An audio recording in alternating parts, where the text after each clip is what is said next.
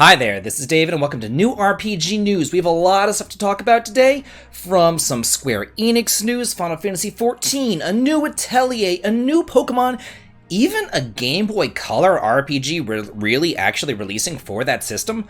But first, before we really get on into it, let's have a word from today's sponsor. Today's video is brought to you by 2 Atelier, releasing on both Steam and itch. This is an action-packed adventure RPG capturing the magic of the glory days of JRPGs back on the NES and SNES. It can best be described as classic Final Fantasy meets Lunar, with just a dash of Dragon Quest thrown in for good measure. This is a light-hearted romp, just like those games of yesteryear, and it doesn't take itself too seriously as you race across the world to take down the dreaded Void Lord. You'll be happy to know that it features traditional turn-based combat with lots of loot and unique equipment to find. I personally enjoyed the equipment system because everything wasn't just like a straight upgrade. You really had to think and choose how to best outfit your characters for the situation. And also, please don't judge a book by its cover, because while this might just look like a basic NES game, it is anything but. It is brimming with quirky, fun dialogue, and it has a ton of modern quality of life features. And if this looks like something that you might enjoy, then please check out the link to the Steam page in the video description, as well as itch and the pinned comment to wishlist it today. I think that it's really important to support your indie developers. And now with that, let's get on to this week's news. Thank you so much, and to kick off today's news, we're starting with a rumor, like all good news shows. We have a new Nintendo console targeting the second half of 2024, and development kits are already with key partner studios. This is from VGC report citing multiple people with inside knowledge of Nintendo's next generation console. Basically, they said that it's pretty much going to be like a Nintendo Switch 2, and it will have portability. It also says that it could launch with an LCD screen instead of an OLED screen to lower costs. I have no idea what those two things are. I imagine it's just the glass in the screen. I'm bad with technology. Anyway, it also says that the console will support physical games via a cartridge slot similar to the current Switch. That to me just screams backward compatibility. It didn't say if it's going to be backwards compatible or not. That to me seems like it would be a huge selling feature since I do have such a big Switch library, and I'm sure a lot of y'all out there too. It also says, according to sources, the release timing could ensure that there is enough stock to avoid the manufacturing shortages previously faced by the PS5 and Xbox. And it also says it's going to be coming out in the latter half of 2024. So do look forward to that. That seems like a great thing for me personally to put on my Christmas list. And now for just a real quick update, I did previously report on this in its own little video. Basically, the Final Fantasy creators Fantasia is coming to Steam. This was leaked on the Steam database. This was originally released for the Apple Arcade about 2 or so years ago, but now it looks like it is finally coming to the PC. It's pretty legit because it's actually kind of on the Steam website. It's there in playtest mode. And we do know that it was free on Apple Arcade because you had to pay a subscription service to get it. But now I imagine that they're going to charge for Fantasia. I'm going to take a wild stab in the dark, say $15 to $20 for this game. I did hear it's a rather good one, but a lot of people in the comments on my previous video also said that it was incredibly difficult, really badly balanced. So they are hoping that it maybe at least gets an easy mode, or that they just, really do a nice rebalancing of it, because they said it was brutal in difficulty because it relied on sort of, I guess, microtransactions in order to power up your characters unless you wanted to grind for hours and hours and hours. And now for another small update. I did do a previous video on this, just on this little piece here, because I thought it was important. Basically, on August 3rd, Chemco released 50 RPGs in a celebratory bundle, but only for Xbox, and only for 50 days. It's a 50-day limited amount of time in order to pick up these 50 RPGs. And you might think, okay, 50 RPGs, $50, 50 days. No, 50 RPGs, 50 days, $200. That's roughly $4 per game. Each game, though, they last a good 10 to 15 or so hours, and they're not going to be like the best things ever. They're not going to blow you away or anything, but they're also not like complete dog crap either. They're just middling, middle of the road RPGs, fun palate cleansers that you can play. So if you have an Xbox and you want to pick this up, you have 50 days in order to do so. This is digital only though, there is not a physical. Me personally, if this was put out on physical and put out on like the Switch, I'd probably pick it up because I'm a sucker, and you know, they got me by the balls whenever it comes to these collector's editions and limited editions and things like that. I'm just a sucker for them. Next, and this is actually a viewer question. People were asking me last time, they were like, hey, do you know anything about a physical edition for Sea of Stars? So I did some research here, and this is a tweet from March 18th from Sea of Stars, and the question is there a physical edition? The answer is, hi, we have a backer exclusive edition available for pre-order via BackerKit. However, there will also be a standard physical release, more details to come. So yes, that is the answer. If you missed the Kickstarter, if you did not kickstart Sea of Stars and you still want a physical edition, there will be a standard physical release. Worry not. You can get your hands on Sea of Stars physically coming up. It's coming out August 29th. We don't know when these physicals will come out, but I'm imagining somewhere around August 29th. August 8th is looking like a pretty busy day because we have 2 game announcements on it. We have Gust announcing a new Atelier and Pokemon announcing, we don't really know what they're announcing, but let's start here with Atelier. It says that they're going to be announcing a brand new Atelier game on August 8th that will be live streamed, but it's going to be live streamed at 21 Japan Standard Time. I looked that up. That's 5 a.m. Pacific Time. I will not be waking up at 5 a.m. for this. However, I will be putting out a video on August 8th after I watch it myself, recapping the announcement and reacting to it and going over it and all that kind of stuff. Same dealio over here on August 8th. Pokemon Presents is set for 35 minutes of news and updates. We don't know exactly what that means. If that does mean a new game, maybe it's something with like the Detective Pikachu, maybe it's something to do with, you know, DLC, we don't know. This is going to be streaming at 6 a.m. Pacific Standard Time, which I might be awake for, we shall see. But yeah, kind of interesting. So look forward to August 8th, fastly approaching. I've said it before, and I'm going to say it again. I don't play MMOs. I've gone on about this, but I know that a lot of y'all do out there, so I do want to report on this. The Final Fantasy XIV expansion Dawn Trail and Xbox Series version has been announced. Dawn Trail is coming out in summer of next year, and the Xbox version of the game is coming out in spring of next year, and I'm sorry as I'm going to be struggle bussing through this entire thing. I read through this, and I'm like, I can't pronounce anything. It's really bad. So it goes through the story, goes through the theme. There's a new world, Tyrol. It says, expanded horizons of the well-traversed 3 great continents beyond the Indigo Deep where adventurers await beyond western skies. So there's a new continent, a new hub city, to Lilolol in Yok Tyrol? I don't know. It's located in the northern regions of Yok Tyrol, and the nation's ruler is Gololjaja, a 2-headed Mamulja. Anyway. It's like a new language. Oh my god. Then there is, oh god almighty, your Kopacha? What the hell? Just name it. Like, give me a break. This is ridiculous. I this is ridiculous. There's some other new place. Like, this is ridiculous. Give me a break. You can't even pronounce this stuff. Then there's a new allied tribe, the Pilu.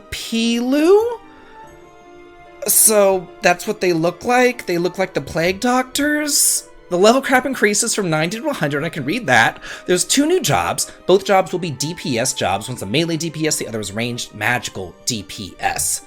So, yeah. That's really nice. I tried to get through this as best as I can, but my god! What is wrong with just naming the the place's normal names. Like, oh, come on. Now, speaking of Square Enix, they are promising better Xbox support going forward. Xbox is really trying to jump on this jrpg train, I think. I don't know what it is, but to me personally, like, I just kind of know not to buy an Xbox if I like jrpgs. To me, that just seems like kind of like a duh, no-brainer. You buy the console that has the games on it that you like. I mean, this is great for, you know, accessibility and letting more people play the games. I just think it's kind of interesting that Square Enix is like, okay, you know, yeah, we're going to put 14 over on Xbox, but, you know, we're not going to put the Dragon Quest games over on Xbox. We're not going to put the Bravely Default games over on Xbox. We're not going to put Diofield Chronicle or Tactics Ogre or any of these other games over on Xbox, but here's 14. That'll tide you over. Have fun with that. Now we have some new game announcements. This is Virgo vs The Zodiac, and this was released already on the PC, but now it's coming to the PS5, the Xbox, the PS4, and the Nintendo Switch on August 23rd. This is a turn-based RPG. I'm just going to read the overview right here. It says that this features a traditional turn-based combat with real-time execution of moves. Blocking, countering, and timing your attacks carefully, as well as predicting your foe's moves, is essential to succeed in Virgo's twisted and unforgiving cosmic quest to bring back the Golden Age, a period of peace, symmetry, and balance. Or so she thinks. In this galaxy where every action meets a reaction, plays Virgo, the Holy Queen, often called the Dreadful Queen by the heretics, bringing mayhem to the Zodiac realms and leaving a trail of stardust on the way, all to fit her excessively righteous world view. Seems like kind of a bitch, but yeah. Now there's another game that's also already on the PC that is coming to consoles, and that is Lost Eidolons, which I did a review on back in the day. It's coming out for the PS5 and Xbox on August 24th. A physical edition is coming out in Japan only on August 25th, though. This is essentially Western RPG sensibilities and graphics and things like that meets Fire Emblem. That's basically, if I take this game and I put it down to the nuts and bolts, that's really how to best describe it. So if you are a fan of either Western RPGs or Fire Emblem, then this might be something that that you definitely do want to look into. It's not a bad game at all. This is like cutesy wootsy batootsies. Turn-based cupcake RPG Battle Cakes is launching on August 26th. So cute. Coming out for the PC. I'm just going to read the about right here. It says, indulge in a deliciously delightful world of sweetness as you head on an adventure to save the day. Play as Birthday Sprinkle, the cupcake hero that you personalize and create as you explore the whimsical world of Pastellaria.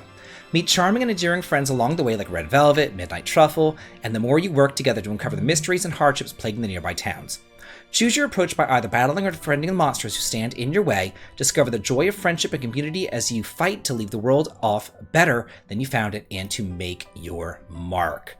This just looks adorable. I saw this and I'm like, I have to talk about this. It's a fighting cupcake. Like, give me a break. I just love this stuff. Harvest Moon: The Winds of Anthos is coming out on September 26th. And there are some really neat collector's editions here. I talk about collector's editions on the news show pretty often here because a lot of the times they're either really nice, but incredibly expensive if we're talking about like Square Enix, or they actually come in at reasonable prices. Like when we're talking about Nice, Exceed, Marvelous, Natsume, pretty much any company besides Square Enix. So the standard edition is going to be running you $50. Then there's a premium edition, a collector's edition, an ultimate edition. Each edition just has more and more and more stuff. So let's look at the premium edition here. This is $75. It basically just comes with this little plush, this little cow plush. Comes with this art book right here. And what's this little card? It says, Tiny Harvest Goddess collectible card. That's $10. This card is $10. Who knew? The art book looks nice. It's hardcover. That's kind of cool. This one is $90. So you get the game, you get the art book, you get this pouch, you get this little keychain thing right here. You get multiple cards, 5 of these little cards, and you get your little cow plush. That's adorable. I like the little cow. He's super cute. This is the Ultimate Edition. This is $125, and this one looks like it kind of takes some stuff away. It doesn't come with that pouch or that keychain or all of the cards. It comes with one card, but it comes with like this, I don't know, backpack? And I guess it's supposed to look like this little chick right down there, I guess. I assumed a little chicken or something. Kind of a strange looking backpack. So $125 for that. If you just want the backpack though, that was $125. That makes no sense. But now it's 20% off at $100. So you could buy the backpack by itself for $125. Or you could buy the Ultimate Edition for $125 and get the backpack and this other stuff in there too. So yeah, just various different editions. It kind of sucks that there's not one edition that gives you everything. To me, honestly, the best one looks like this one, but I'm not really a fan of those little backpack things. They just, I don't know, it doesn't make any sense to me to have those, but I don't know. What the hell do I know? We have a leak! Each year, it seems now that McDonald's is teaming up with Pokemon to sell their little Pokemon cards in the little Happy Meals. And there's going to be 15 McDonald's Pokemon cards that says that will immediately sell out in 2023. This is a 20-year tradition. Really? I didn't know that. I only found out about this 20-year tradition last year when I went to McDonald's. But then again, like, I never go to McDonald's. But anyway, here is the listing of what cards will be in there. Watch as I butcher all these names. Here we go. It's going to be Sprigatito, Fuecoco, Quaxley, Setotal, Setitan, Pikachu, Pawmi, Kilowattrel, Flittle, Sandra Condra, Claff, Blissey, Tandemaus, Cyclizar, and Kirlia. I've literally heard of Pikachu. I've played some Pokemon here and there. I'm not like huge competitive Pokemon person.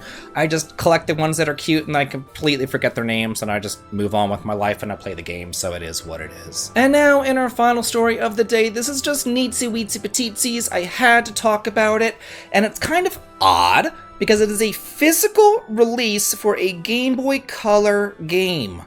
Yeah, you heard me right.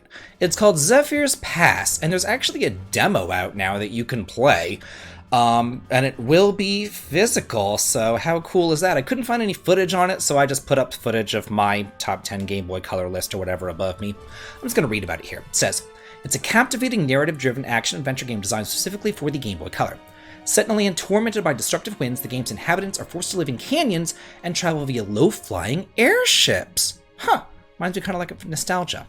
The story follows a young hero, Abel, who joins forces with a band of pirates to defeat Thane, a man striving to become a wind god. To accomplish this, Abel must locate the ancient pieces of armor, each granting him new abilities and the strength to save his land. Maybe it's like Skies of Arcadia, flying around in airships, joining bands of pirates. I'm liking this. The game features rich, detailed visuals that surpass many other titles on the system, both homebrew and official release. It offers challenging puzzles that vary up to the dungeons that you will explore, each featuring a unique mechanic to test the player. The game's creators aim to provide an experience akin to many great official releases for the Game Boy Color. It's currently in development and will release in Q4 of this year. So there is a demo already available right here. You can just grab it right here. Oh, there's also a t-shirt that you can buy? Interesting. But you can't actually purchase the game quite yet. I tried to find it. Okay, you can sign up for standard release notifications there. And okay, it's $60 for a Game Boy Color game? They used to cost $35. It's out of print. And it's unique. It's just really unique. I just thought that this was really cool. I just kind of had to bring it up because it's just so neat. Anyway, that's it for this week's news. Let me know what you guys liked best, and let me know in the comments, and also look forward to tomorrow's video. I have a huge collaboration coming up tomorrow, and I am super, super excited about it. I cannot wait. And everybody have a good day.